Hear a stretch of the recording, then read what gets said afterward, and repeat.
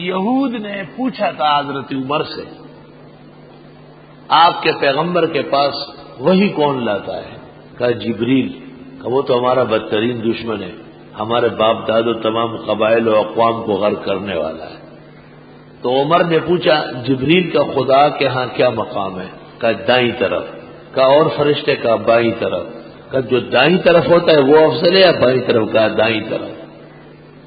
علماء لکھتے ہیں یہ پہلا موقع ہے جس میں حضرت عمر کی موافقت ہے۔ قرآن مجید میں 28 آیات ہے جہاں حضرت عمر کی موافقت ہے۔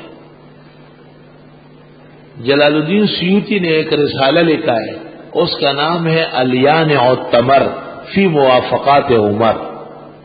الیان و تمر پکے پکائے کھجور ہے حضرت عمر کی موافقات پر۔ انہوں نے 22 جگہ لکھی ہے لیکن اصل جگہ ہیں 28۔ قل آپ فرماؤ من کان عدوا لجبریل، جو کوئی ہو دشمن جبریل کا۔ اب آگے جملہ معترضہ کے طور پر تفصیل ہے، دشمنی کی وجہ کیا تھی؟ فَإِنَّهُ نَزَّلَهُ عَلَى قَلْبِكَ، پس بے شک اس نے تو اتارا ہے آپ کے دل پر، بِإِذْنِ اللَّهِ، اللہ کے حکم سے، وہ خود تو نہیں لایا، مُصَدِّقًا لِمَا بَيْنَ يَدَيْهِ، تصدیق کرنے والی کتابیں اگلی کتابوں کی، وَهُدًى وَبُشْرًى لِلْمُؤْمِنِينَ، اور یہ کتاب نیری ہدایت و خوشخبری ہے مسلمانوں کے لیے۔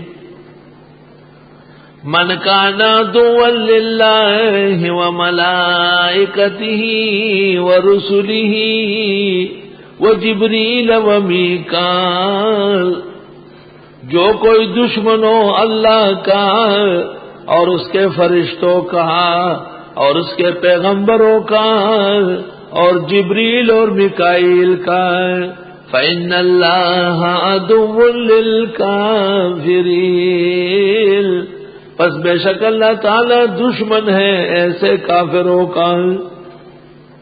طالب علموں، انہوں نے تو صرف جبریل کو دشمن کہا اور اللہ نے کہا یہ میرے بھی دشمن ہے، فرشتوں کے بھی دشمن ہے، تمام پیغمبروں کے دشمن ہے اور جبریل و میکائیل کے بھی دشمن ہے۔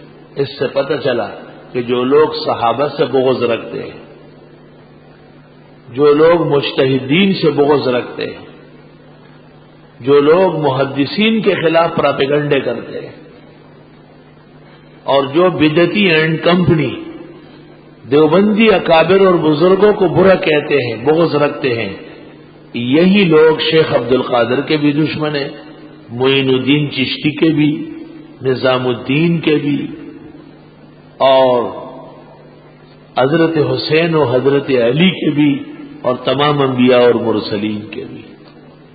الحمدللہ اللہ نے ہمیں سب سے محبت، احترام، تقدس کے درجے میں عقیدت نصیب فرمائی، والحمدللہ علی ھذا۔